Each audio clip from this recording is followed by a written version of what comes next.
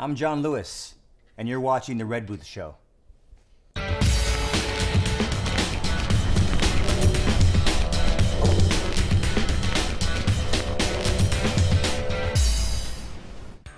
Hi, welcome to The Red Booth Show. On tonight's episode, I have John Lewis.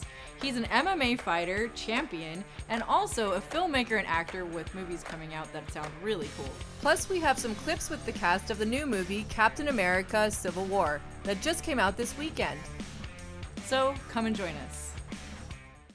Hi, John. How are you doing? Great, how are you doing? I'm great. I'm so excited to have you on the show today. Thanks for coming. I'm stoked to be here. Yeah, this is actually really interesting because you have a huge background in sports, in UFC, and then you transitioned into filmmaking, and now that's doing really, really well. So this is a very interesting episode, I think. I'm looking forward to talking with you about it. Well, I think people should know something about you that they might not know, which is that you were one of the first main players in helping to get the UFC to where it is. Yes, that's true.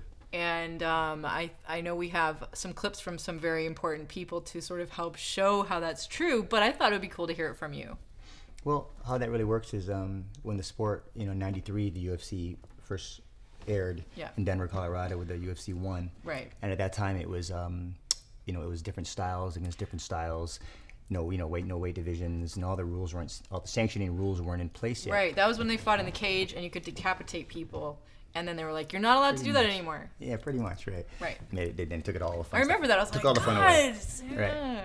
But what happened is over the years, the companies, or I should say the brand's own marketing tool, which is the bloodiest thing alive, blah, blah, blah. Yeah. That was what was helping market it Massacre at in first. a Right. cage. Well, eventually that ended up backfiring. Yeah, I remember that. Yeah. I actually remember this sort of from the public perspective happening. Yeah, and then certain politicians like Senator McCain, at the time was senator, over in New York, they started using their very own commercials, and slowly but surely was able to start squashing the UFC brand for its visibility through the media.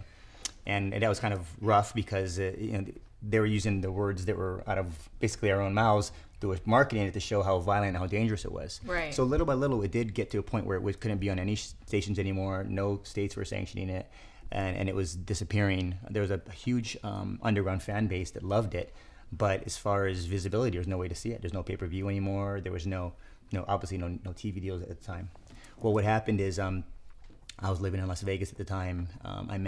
I knew Dana White, and he was a trainer for the Fertittas, and they're obviously in station casinos, and they were in gaming. And he introduced me to them and said they were interested in learning more about jiu-jitsu, which is my specialty. And basically we made friends, and I started training them 2-3 days a week, private lessons, for a few years. At the time... You were training them? Yeah, exactly. They're my students, right? So. Okay, now, by the way, that kind of segues to something very interesting, which is that John has trained some very impressive people in the UFC. A few people, yeah. Just a couple. Yeah. Like, what were some of the names of some of them? A few of the more obvious names would be Chuck Liddell, Tito Ortiz. Tito Ortiz, Randy okay. Couture, BJ Penn, Rico Rodriguez. I mean, a lot of the biggest name champions were my students, and still close friends and family. Now, that's amazing. And I was fighting at the same time, but I was, right. Very, very good in jiu-jitsu and known for that, and had a very good gaming strategy. So a lot of those guys came to me, and I was with them through their whole birth of making hardly any money to their titles for a lot of those guys. Wow. Randy me towards the end of his career, but me and him are very good friends as well.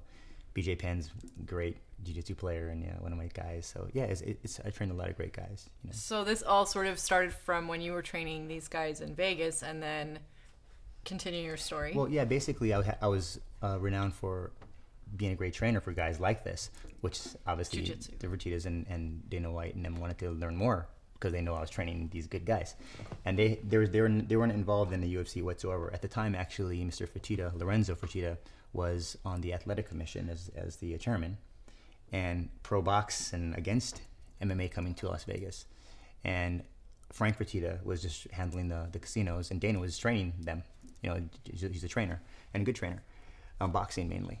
So long story short is I trained them for a few years, and they really started getting a love for the sport. And then from there, to keep the classes interesting, I'd bring in Tito for a class, and I'd bring in BJ for a class, just to have them meet the guys. And through the years of me training them, they developed a real love for the sport. and then. Now, would you say for jiu-jitsu, that's the main thing that they're training in, right? Yeah. I mean, they've trained boxing and other things as well, but especially at that time, if you remember correctly, in the very beginning, it was Hoist Gracie.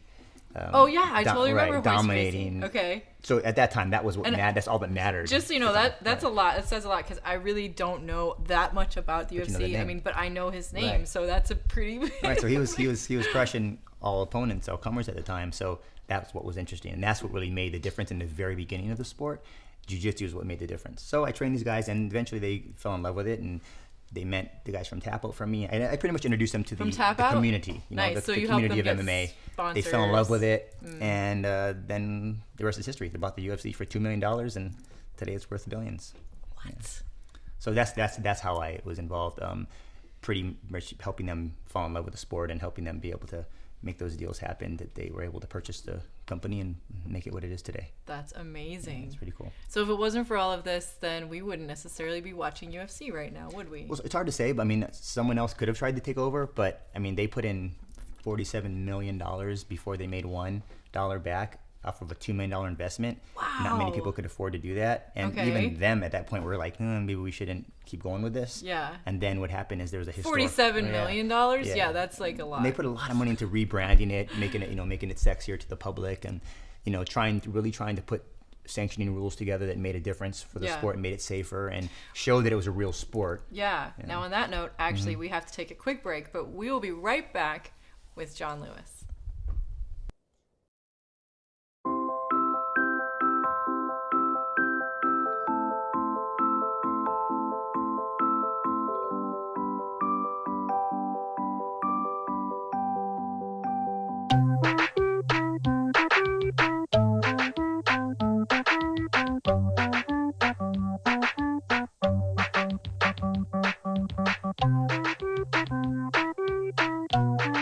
Start a story. Adopt at theshelterpetproject.org. I really wanted to put a deck on my house. The floor was creaking and there were cracks in the wall. I had them put in walls in my basement. Well, the whole thing was done on time, on budget, and not a day of work was missed. Alpha Structural is a top-rate company.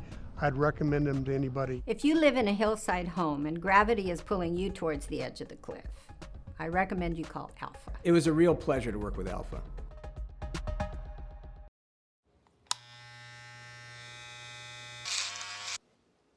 You've messed up your son's haircut. Mom?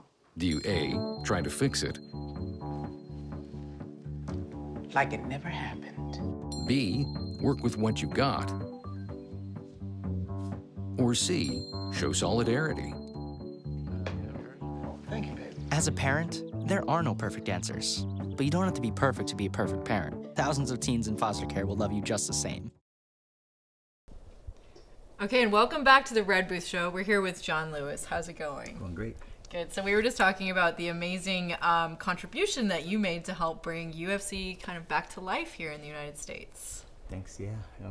Yeah. Like I say, so it was pretty neat. And then taking off where we left off, they put a lot of money into the show.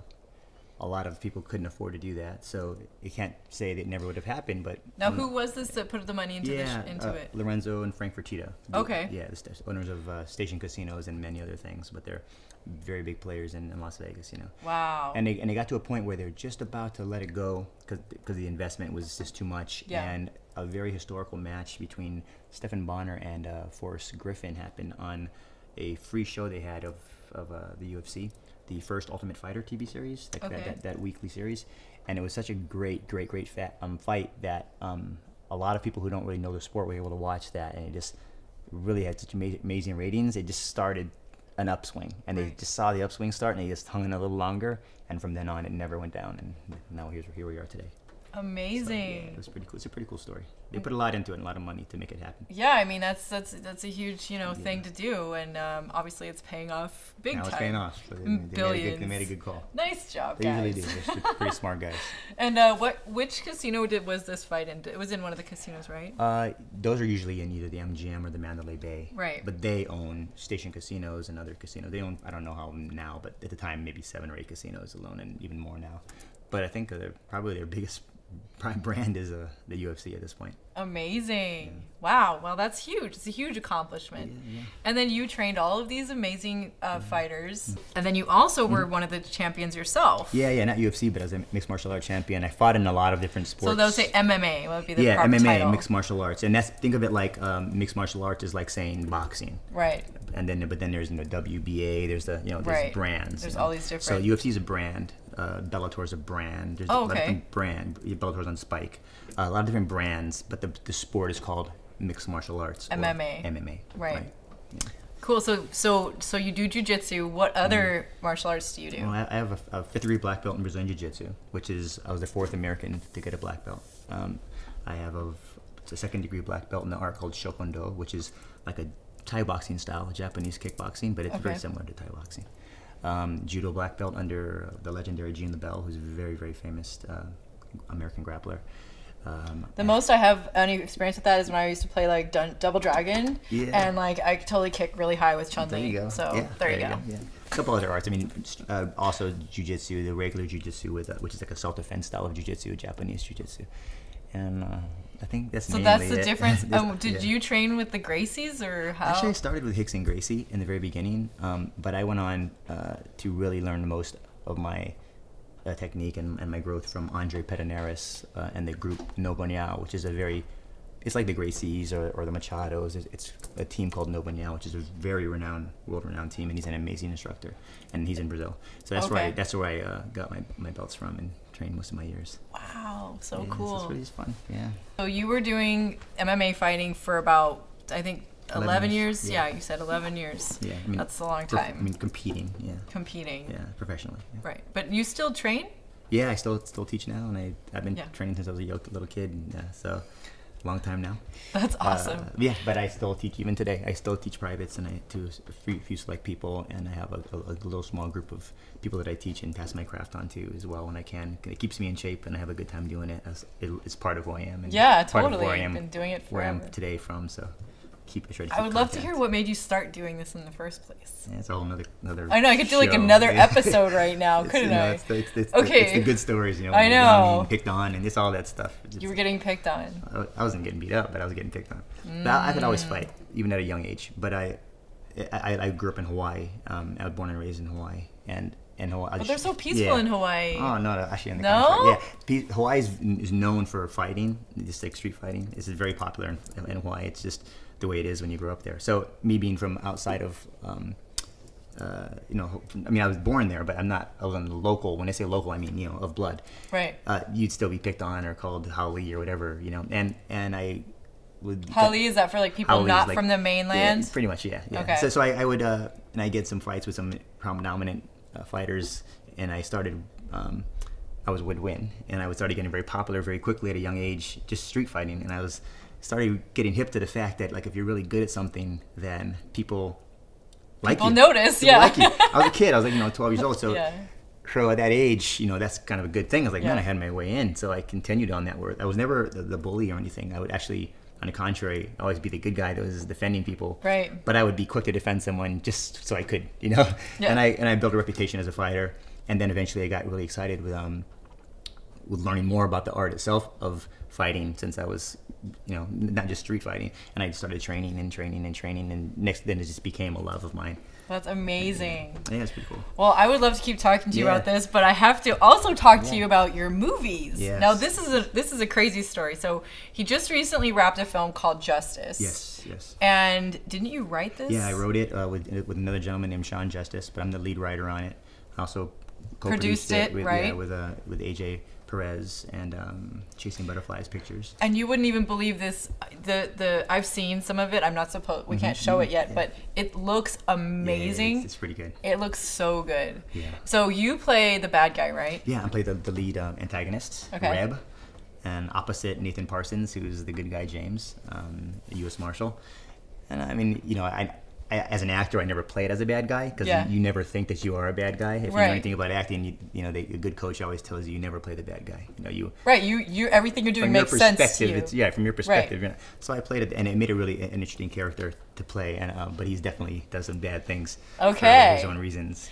Okay, well, on that note, we will be right back. We have to take a quick break. Cool.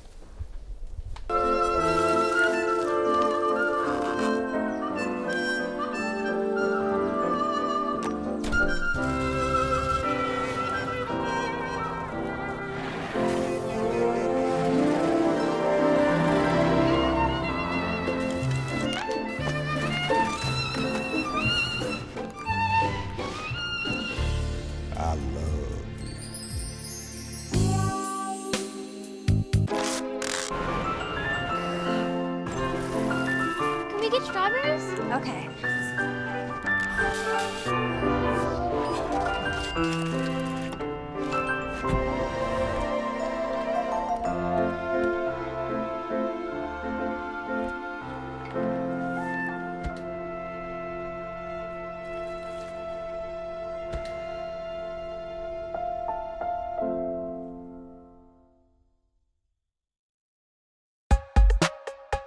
I really wanted to put a deck on my house. The floor was creaking, and there were cracks in the wall. I had them put in walls in my basement. Well, the whole thing was done on time, on budget, and not a day of work was missed. Alpha Structural is a top-rate company. I'd recommend them to anybody. If you live in a hillside home and gravity is pulling you towards the edge of the cliff, I recommend you call Alpha. It was a real pleasure to work with Alpha. And welcome back to the Red Booth Show. We're here with John Lewis. How's it going, John? Great. Cool. So he was just talking about how you were playing the bad guy. Yeah. But not really. In your heart, you weren't a bad guy. Right. Yeah. Just basically the concept is, everybody has justification for what they do.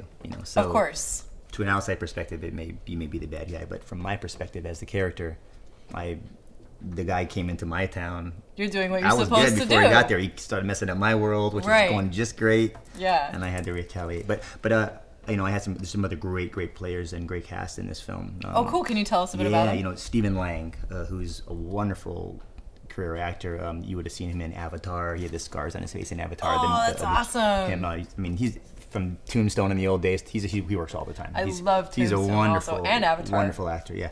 He was actually the mayor, who's actually my boss because he pays me in the film, and so he would be one of the antagonists as well. And then we had Nathan Parsons playing the lead. We had Jamie Lynn Sigler from Sopranos. Cool. She was one of the leads as well. Also, Ellen Hallman from Spartacus. Also, she's on Into the Badlands now. Robert Carradine, remember him from back in the days? He's done a lot of work besides this, but everybody knows him from Revenge of the Nerds. Oh my God, that's so cool. But he's great. We had Quentin Aaron, who is the big black guy on The Blind Side. Remember him with Sandra Bullock? Okay, yeah, totally. He's such a great actor. He was in this. That's amazing. He did a wonderful job. He did a really good job in that movie. Yeah. I'm trying to think. There's so many more people. There's Leslie Ann Down. I don't want to forget anybody, but it was a great cast. Yeah. Well, they'll have to go and check it out. Yeah. Great performances, and the story is really fun. It's definitely like Tombstone in the way of like an action-packed Western. Great story, but gritty Western. Gunfights, and horse chases. And it looks great. I love the way they shot it. It looks really well made. Yeah. Especially, it's I think you said it was $3 million budget or something like that, right? It's around there, yeah. By the time it's finished, and Richard Gobai, great director, and Scott Peck, the DP. Man, they brought a look to this thing. They did. It looks really great. Yeah, it looks really beautiful. So we're waiting for distribution right now. Yeah, yes, but we have many things on the table. Now it's just trying to find the right one. So we'll figure it out. For theatrical release, yeah. People need to stay tuned to find out about when Justice comes out. And then also, you've already got the next movie lined up, and this one is something around $15 million budget. So that's a great step up. Yeah, it's The Tower, and this is really my passion project. I call it my Rocky because it's the one I've been working on for a couple years now. It's a really great action sci-fi piece, and the script's really good, and everybody loves it. So it's the one I've been wanting to do sci-fi for a while. I love sci-fi. Yeah, it's still set in current times, but it still has some creature-esque pieces to it. But it's by no means is it a horror film. It's really a government experiment type film. That's really cool. Great fighting, great action, great martial arts. Are you in the movie also? Yeah, I'm playing the lead in that one. You're playing the lead. I'm playing the good guy. The actual good guy. The actual good guy. Right. And you probably have to kick people's butts too, right? All the time, yeah. Can you do like one of those like roundhouse kicks? I just have to know. Sure, yeah. Of course you can. Yeah, from beginning to the end, that movie. Once the action begins, it just doesn't stop until the last beat of the movie. It's going to be a great film. So what stage are you at? Have you finished pre-production? Do you have storyboards? Like where is it? A lot of the team's put together as far as production goes, above and below the line, and then it still is in the funding stages, but we're in contracts with a few different groups right now to see what who ends up being the funder. And just so you guys know, when he's talking about above the line, that's all of the talent, and then the below the line is all of the very talented crew. So there you go. And that's very exciting. You guys, I know, have some really good things happening with that, and we're going to be able to see that, I guess, next year, probably. Definitely. You can even show if you'd like a clip I'll get for you. Okay, good. So check out the clip, guys.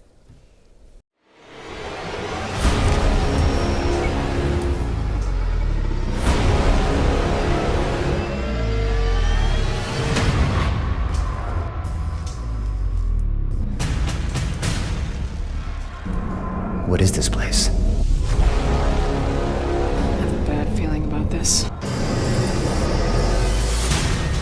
Watch yourselves. Oh, shit. Whoever did this, they're still here.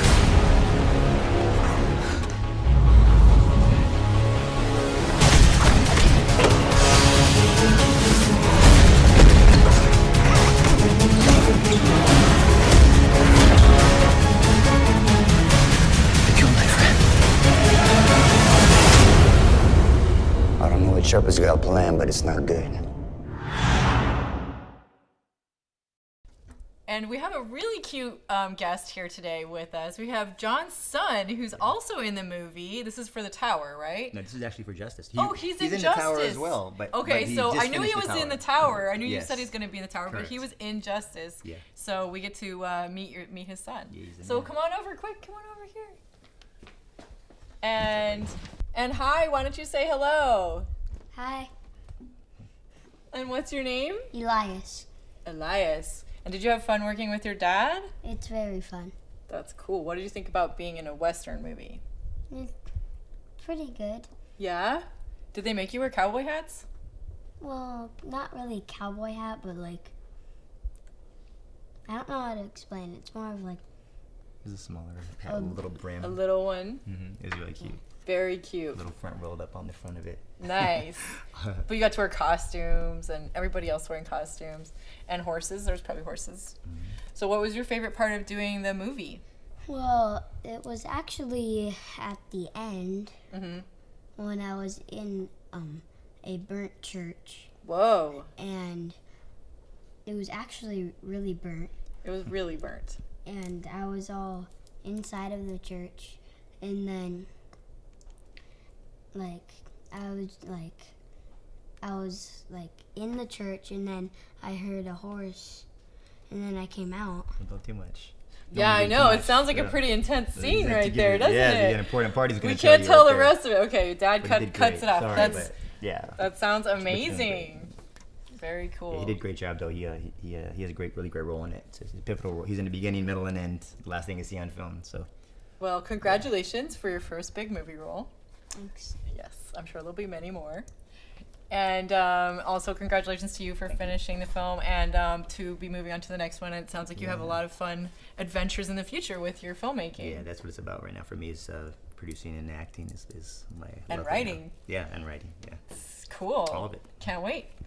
Well, thanks again for coming on the show. Thank you for having me. Appreciate it. It's been great. And I'm going to definitely keep everybody posted. They can go and find you on your social media. Why don't you tell them where they can find you? Yeah. On Twitter, it's at John Lewis MMA, and on Facebook, I think you'd use the / John Lewis Actor, and you'd find my my fan page there, and the rest will lead you to the others. So, and then the actually company website is jlecinemagroup.com if you want to know more about the films we're producing and what's coming up.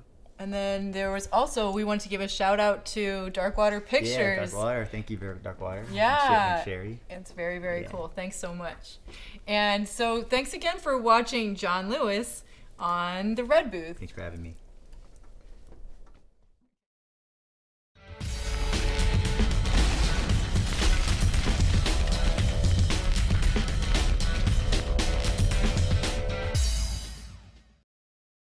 Captain, people are afraid. That's why I'm here. We need to be put in check. Whatever form that takes, I'm game. I'm sorry, Tony. If I see a situation pointed south, I can't ignore it. Sometimes I wish I could. Sometimes I want to punch you in your perfect teeth.